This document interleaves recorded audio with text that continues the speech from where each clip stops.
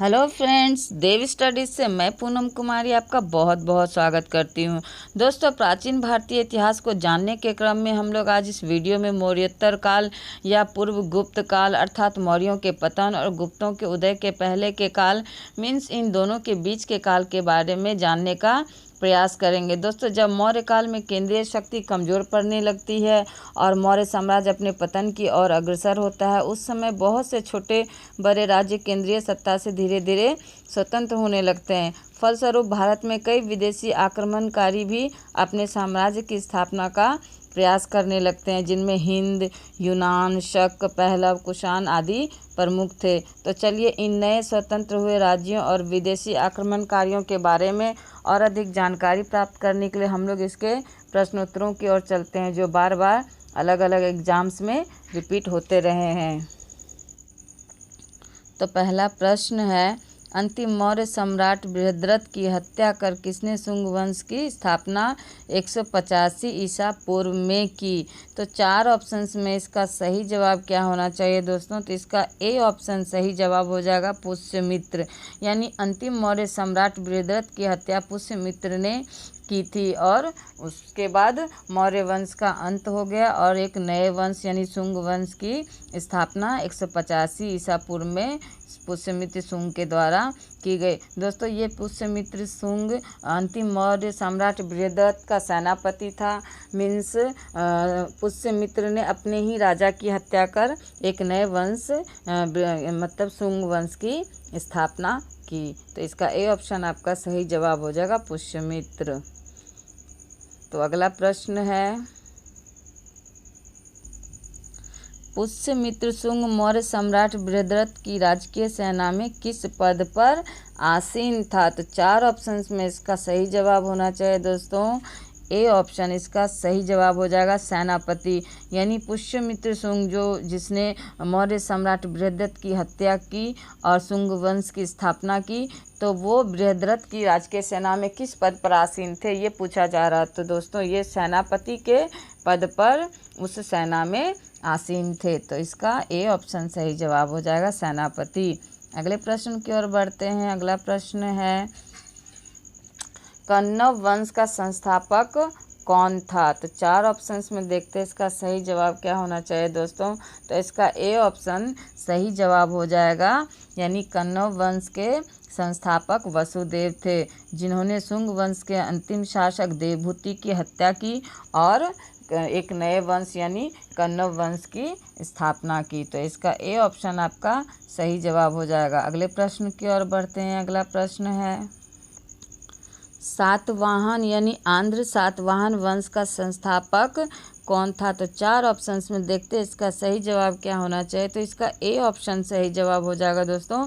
यानी सातवाहन या आंध्र सातवाहन वंश का संस्थापक शिवमुख था। दोस्तों, इसकी राजधानी प्रतिष्ठान थी, जो पेशावर के नाम से भी जानी जाती है, जो अभी वर्तमान में पाकिस्तान में है। कृष्णा और गोदावरी का क्षेत्र था। इनके जो प्रमुख शासक हुए यानी सबसे प्रतापी राजा थे, वे गौतमी पुत्र सातकर्णी थे। तो इसका ए ऑप्शन आपका सही जवाब हो जाएगा। यानी सातवाहन या आंध्र सातवाहन वंश का संस्थापक शिवमुख था।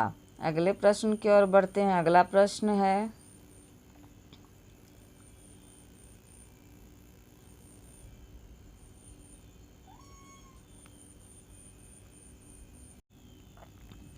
सातवाहनों ने पहले स्थानीय अधिकारियों के रूप में काम किया था। तो सातवाहनों ने पहले स्थानीय अधिकारियों के रूप में कहाँ काम किया था, यानी किनके यहाँ काम किया था, ये पूछा जा रहा। तो इसका बी ऑप्शन आपका सही जवाब हो जाएगा दोस्तों। मौर्यों के जो मौर्य साम्राज्य था उसकी शासन प्रणाली को अगर हम लोग जानना चाहेंगे तो हमने पिछले वीडियोज़ में देखा था कि किस प्रकार वो अपने राजकाज को संभालने के लिए विभिन्न मंत्रियों, अधिकारियों, पदाधिकारियों एवं सामंतों की मतलब नियुक्ति करते हैं।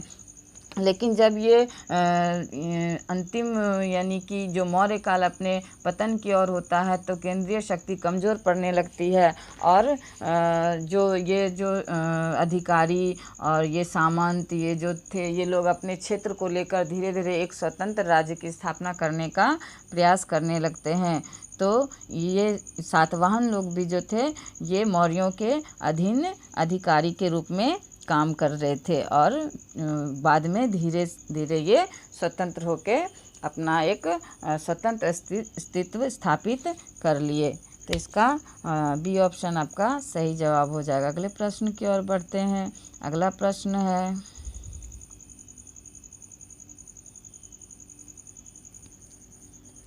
निम्नलिखित में से वह महानतम कुषाण नेता कौन था जो बौद्ध बन गया था? तो 4 ऑप्शंस में इसका सी ऑप्शन सही जवाब हो जाएगा दोस्तों, कनिष्क। यानी वह महानतम कुषाण नेता कनिष्क था जो बौद्ध बन गया था। दोस्तों कनिष्क ने बौद्ध धर्म के महायान शाखा को अपनाया था। जो चौथी बौद्ध संगीति हुई थी वो कनिष्क के शासन में ही कुंडलवन कश्मीर में हुई थी। तो इसका सी ऑप्शन सही जवाब हो जाएगा, कनिष्क ही वह नेता था जो बौद्ध बन गया था। अगले प्रश्न की ओर बढ़ते हैं। अगला प्रश्न है, कुषाण काल के दौरान मूर्तिकला की गांधार शैली निम्नलिखित में से किसका मिश्रण है? तो 4 ऑप्शंस में इसका डी ऑप्शन सही जवाब हो जाएगा दोस्तों, भारत ग्रीक यूनानी शैली का। जो कुषाण लोग थे ये मध्य एशिया से भारत के उत्तर पश्चिम क्षेत्र में आए थे दोस्तों। तो ये जो गांधार कला है ये भारत यानी भारतीय संस्कृति और यूनानी संस्कृति का मिश्रण सभ्यता यानी शैली मानी जाती है, जो आपकी गांधार शैली के नाम से जानी जाती है। तो भारत ग्रीक यूनानी शैली ही गांधार शैली के नाम से विख्यात है। तो इसका डी ऑप्शन सही जवाब हो जाएगा। अगले प्रश्न की ओर बढ़ते हैं। अगला प्रश्न है, कनिष्क की राजधानी थी। तो कनिष्क की राजधानी 4 ऑप्शंस में देखते हैं क्या थी दोस्तों। तो इसका ए ऑप्शन आपका सही जवाब हो जाएगा, यानी कनिष्क की राजधानी फिरोजपुर थी। इसका एक अन्य नाम पेशावर भी है जो पाकिस्तान में स्थित थी। तो इसका ए ऑप्शन सही जवाब हो जाएगा, यानी कनिष्क की राजधानी फिरोजपुर थी। अगले प्रश्न की ओर बढ़ते हैं। अगला प्रश्न है, फिरोजपुर निम्नलिखित में से किसका दूसरा नाम है? तो यही इसका पेशावर हो जाएगा दोस्तों, सी ऑप्शन, यानी फिरोजपुर पेशावर का दूसरा नाम है जो पाकिस्तान में स्थित है। अगले प्रश्न की ओर बढ़ते हैं। अगला प्रश्न है, चरक किसके राज चिकित्सक थे? तो चरक जो थे 4 ऑप्शंस में इसका सही जवाब हो जाएगा दोस्तों, डी, यानी कनिष्क के राज चिकित्सक थे। दोस्तों चरक ने एक चिकित्सा शास्त्र पर बहुत ही महत्वपूर्ण पुस्तक की रचना की जिसे चरक संहिता के नाम से जाना जाता है। ये चिकित्सा शास्त्र में भारत का विश्वकोश माना जाता है। तो इसका डी ऑप्शन सही जवाब हो जाएगा, यानी चरक जो थे वे आपका कनिष्क के राज चिकित्सक थे।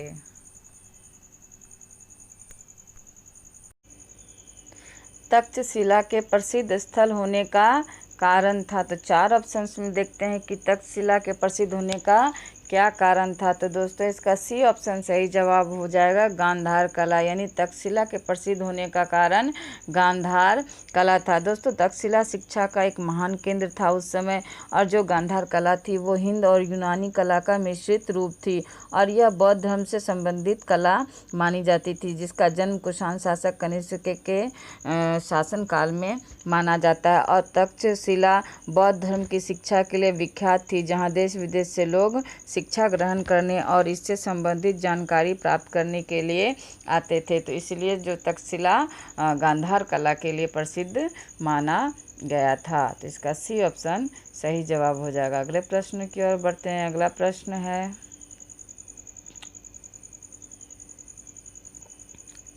भारत में सर्वप्रथम स्वर्ण मुद्राएं किसने चलाई? तो 4 ऑप्शंस में इसका बी ऑप्शन सही जवाब हो जाएगा दोस्तों, कि भारत में स्वर्ण मुद्राएं सबसे प्रथम इंडो बैक्ट्रियन ने चलाई। जब सर्वप्रथम चलाने की बात आएगी तो इंडो बैक्ट्रियन इसका सही जवाब होगा, लेकिन सबसे अधिक और सबसे शुद्ध सिक्के या मुद्राएं चलाने की बात आएगी तो वहाँ कुषाण इसका सही जवाब होगा। लेकिन यहाँ चूँकि सर्वप्रथम चलाने की बात आई है तो इसलिए इसका बी ऑप्शन यानी इंडो बैक्ट्रियन सही हो जाएगा। तो इस ए ऑप्शन इसका गलत जवाब होगा, यानी बी ही इसका सही जवाब हो जाएगा। अगले प्रश्न की ओर बढ़ते हैं। अगला प्रश्न है, किस संग्रहालय में कुषाण कालीन मूर्तियों का संग्रह अधिक मात्रा में है? तो 4 ऑप्शंस में देखते हैं इसका सही जवाब क्या होगा। तो दोस्तों इसका ए ऑप्शन सही जवाब हो जाएगा, मथुरा संग्रहालय। यानी मथुरा संग्रहालय में कुषाण कालीन मूर्तियों का संग्रह अधिक मात्रा में मिलता है।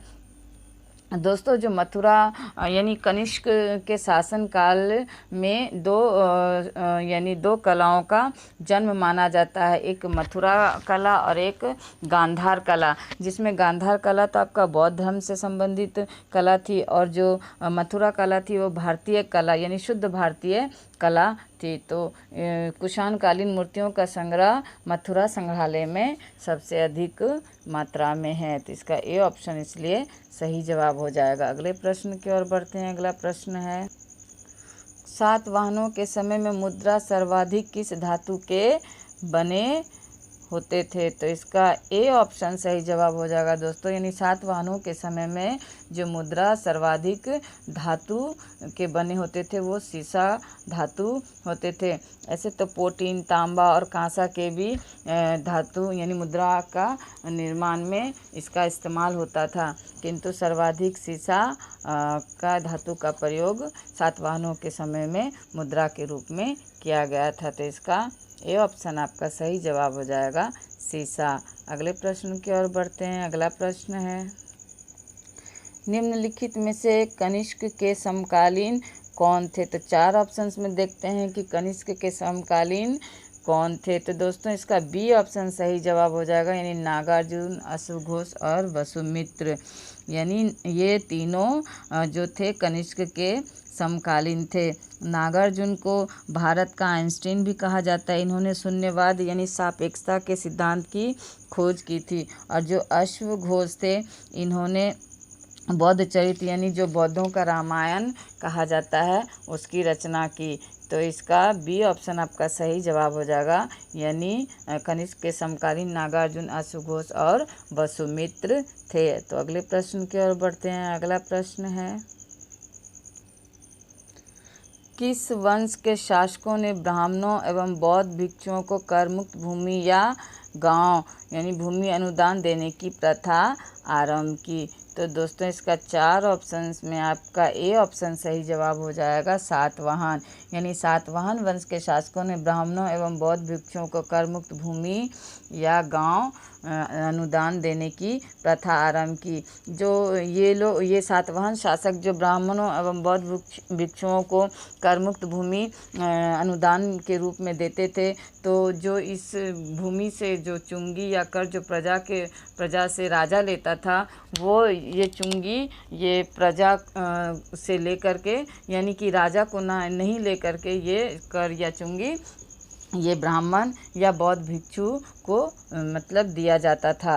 तो इसका ए ऑप्शन आपका सही जवाब हो जाएगा, यानी सातवाहन वंश के शासकों ने ब्राह्मणों एवं बौद्ध भिक्षुओं को करमुक्त भूमि या गांव अनुदान देने की प्रथा आरंभ की। इसका ए ऑप्शन सही जवाब हो जाएगा। अगले प्रश्न की ओर बढ़ते हैं। अगला प्रश्न है, भारतीय रंगमंच में यवनिका यानी पर्दा का शुभारंभ किसने किया था? तो 4 ऑप्शंस में इसका सी ऑप्शन सही जवाब हो जाएगा दोस्तों, यानी भारतीय रंगमंच में यवनिका यानी पर्दा प्रथा का शुभारंभ यूनानियों ने किया था। दोस्तों ये जो पर्दा प्रथा है ये आज भी मतलब रंगमंच या नाटक में देखिएगा, पर्दा गिराने और पर्दा उठाने का जो सिस्टम है आज भी चला आ रहा है, जिसका आरंभ उस समय यानी यूनानियों के द्वारा इसका आरंभ किया गया था। तो इसका सी ऑप्शन आपका सही जवाब हो जाएगा। अगले प्रश्न की ओर बढ़ते हैं। अगला प्रश्न है,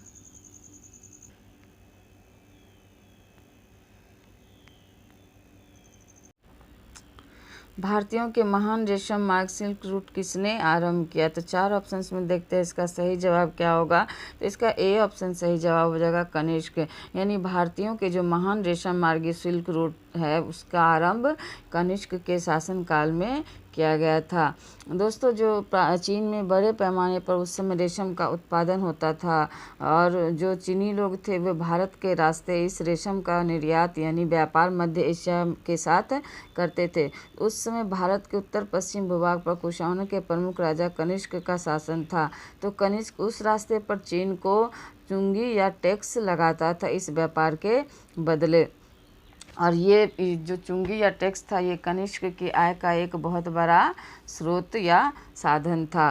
तो इसलिए भारतीयों के महान रेशम मार्ग का आरंभ कनिष्क के ने आरंभ किया था। इसका ए ऑप्शन आपका सही जवाब हो जाएगा। अगले प्रश्न की ओर बढ़ते हैं। अगला प्रश्न है, निम्नलिखित में से किसने बड़े पैमाने पर स्वर्ण मुद्राएं यानी सोने की मोहर चलाई थी? तो 4 ऑप्शंस में देखते हैं इसका सही जवाब क्या होगा दोस्तों।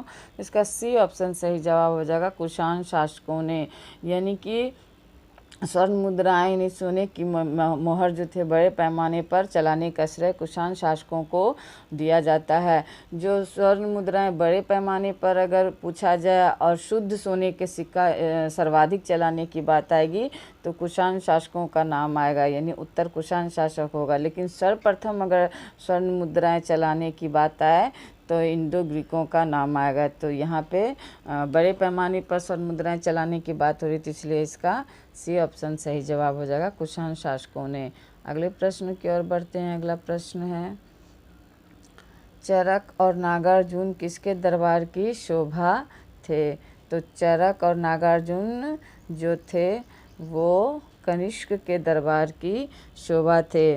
दोस्तों, जो नागार्जुन थे उन्हें भारत का आइंस्टीन कहा जाता है। इन्होंने ही शून्यवाद यानी सापेक्षता के सिद्धांत की खोज की थी। और चरक जो थे वे चरक संहिता यानी जो चिकित्सा पर आधारित एक बहुत ही प्रधान ग्रंथ कहा जा सकता है इसको, उसकी रचना की थी। तो चरक और जो नागार्जुन थे वो कनिष्क के दरबार की शोभा थे। अगले प्रश्न की ओर बढ़ते हैं। अगला प्रश्न है, शक संवत का प्रारंभ किस सम्राट के शासन काल में 78 ईस्वी से हुआ था? तो दोस्तों, इसका सी ऑप्शन सही जवाब हो जाएगा, बी ऑप्शन सही जवाब हो जाएगा कनिष्क।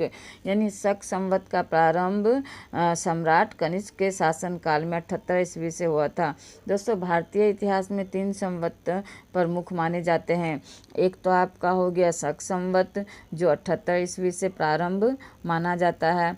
दूसरा हो गया आपका विक्रम संवत जो 58 ईसा पूर्व यानी ईसा मसीह के जन्म के 58 साल पहले यानी विक्रम संवत का आरंभ राजा विक्रमादित्य के द्वारा किया गया था। एक तीसरा संवत है गुप्त संवत।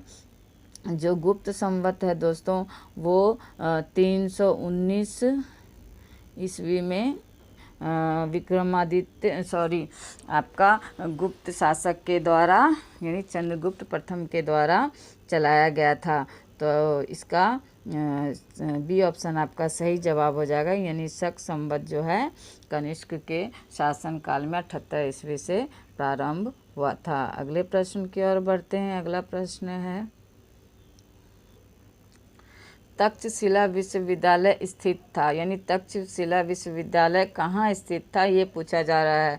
तो इसका ए ऑप्शन सही जवाब हो जाएगा। यानी तक्षशिला विश्वविद्यालय जो था वो पाकिस्तान में स्थित था, जो उस समय शिक्षा का एक महान केंद्र माना जाता था, जहाँ देश विदेश से विद्यार्थी छात्रगण आपका शिक्षा ग्रहण करने के लिए यहाँ एकत्रित होते थे। तो इसका ए ऑप्शन सही जवाब हो जाएगा। यानी तक्षशिला विश्वविद्यालय आपका पाकिस्तान में स्थित है। अगले प्रश्न की ओर बढ़ते हैं। अगला प्रश्न है, प्राचीन काल में कलिंग का महान शासक कौन था? तो दोस्तों इसका सी ऑप्शन सही जवाब हो जाएगा, खारवेल। यानी प्राचीन काल में कलिंग का महान शासक खारवेल था। दोस्तों ये वही कलिंग है जो मौर्य काल में हमने पढ़ा था कि जिस पर अशोक ने आक्रमण किया था, तो भारी रक्तपात और सैनिकों की बड़ी संख्या में मृत्यु और खून खराबे को देखकर उसने जीवन में कभी भी युद्ध ना करने का निश्चय लिया था और बाद में बौद्ध धर्म को अपना लिया था। तो चूँकि ये यानी मौर्योत्तर काल की बात हो रही है, तो इस समय तक जो कलिंग था एक स्वतंत्र राज्य फिर से बन गया था, जिसका एक महान शासक खारवेल था। ये कलिंग दोस्तों उड़ीसा में स्थित है। तो इसका सी ऑप्शन आपका सही जवाब हो जाएगा। यानी प्राचीन काल में कलिंग का महान शासक खारवेल था, जिसने हाथी गुम्फा नामक अभिलेख का भी निर्माण करवाया था। तो इसका सी ऑप्शन सही जवाब हो जाएगा। अगले प्रश्न की ओर बढ़ते हैं। अगला प्रश्न है, कुषाण काल में सबसे अधिक विकास किस क्षेत्र में हुआ था? तो 4 ऑप्शंस में देखते हैं इसका सही जवाब क्या होगा दोस्तों। तो इसका डी ऑप्शन सही जवाब हो जाएगा। मीन्स कुषाण काल में सबसे अधिक विकास वास्तुकला के क्षेत्र में हुआ था। तो डी ऑप्शन इसका सही जवाब हो जाएगा। अगले प्रश्न की ओर बढ़ते हैं। अगला प्रश्न है, निम्नलिखित में से किसने सोने के सर्वाधिक शुद्ध सिक्के जारी किए? तो ए ऑप्शन इसका सही जवाब हो जाएगा दोस्तों, कुषाण। यानी कुषाणों के द्वारा सोने के सर्वाधिक शुद्ध सिक्के भी जारी किए और सबसे बड़ी मात्रा में भी कुषाणों के द्वारा ही शुद्ध सोने के सिक्के जारी किए गए। लेकिन अगर प्रथम बार सोने के सिक्के जारी करने की बात आएगी तो इंडो ग्रीकों का नाम आएगा। लेकिन चूँकि यहाँ सर्वाधिक शुद्ध सोने के सिक्के जारी करने की बात पूछी जा रही है, तो इसका उत्तर कुषाण ही होगा। तो